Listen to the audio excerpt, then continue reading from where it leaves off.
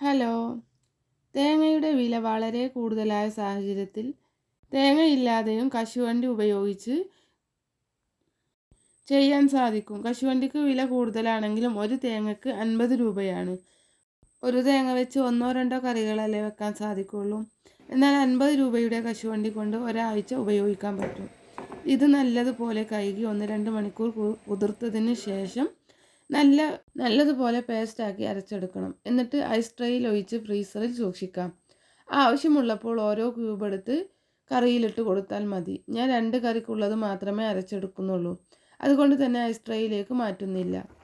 ഞാൻ ഈ ഒരു മുട്ടക്കറിയിൽ കുറച്ച് ഒഴിച്ച് കൊടുക്കുന്നുണ്ട്. മുട്ടക്കറി മാത്രമല്ല, വറുത്തരക്കുന്ന എല്ലാ കറികളിലും ഇത് ഉപയോഗിക്കാം. കശുവണ്ടിയുടെ ക്യൂബ് ഇട്ട് കൊടുത്താൽ തന്നെ തേങ്ങാപ്പാലിൻ്റെ അതേ ടേസ്റ്റ് മാത്രമല്ല, കറികൾക്ക് നല്ല കുറുക്കും കിട്ടും. വെജിറ്റബിൾ കുറുമ ഉണ്ടാക്കുമ്പോൾ ഒക്കെ ബെസ്റ്റാണ് കേട്ടോ. കിഡിലും ടേസ്റ്റുമാണ്.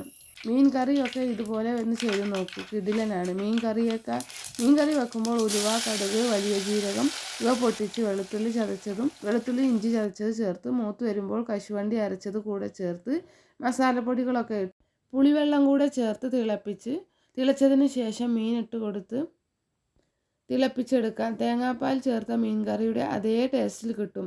തേങ്ങ ചേർക്കാത്തതാണെന്ന് കഴിക്കുന്നവർക്ക് മനസ്സിലാവില്ല. കശുവണ്ടി പരിപാടി ഉഗ്രൻ. കാരണം കശുവണ്ടിക്ക് തീരെ വില കുറവാണല്ലോ എന്നൊന്നും ആരും പറയേണ്ട. അത്യാവശ്യം നല്ല വിലയുണ്ട് കശുവണ്ടിക്കും. 50 രൂപക്ക് കശുവണ്ടി വാങ്ങുകയാണെങ്കിൽ അത്യാവശ്യം കിട്ടും.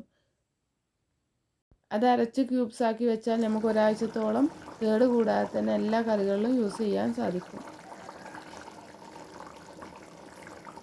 തേങ്ങ വറുത്തരച്ചുണ്ടാക്കുന്ന എല്ലാ കറികളിലും നമുക്കിത് ഉപയോഗിക്കാൻ പറ്റും. കശുവണ്ടി അരച്ച് പേസ്റ്റാക്കി ക്യൂബാക്കി വെച്ചാൽ നമുക്ക് ഓരോ കറികളിലും ഓരോ ക്യൂബ് വെച്ച് ഇട്ട് കൊടുത്താൽ മതി. മസ്റ്റായിട്ടൊന്ന് ട്രൈ ചെയ്യണം.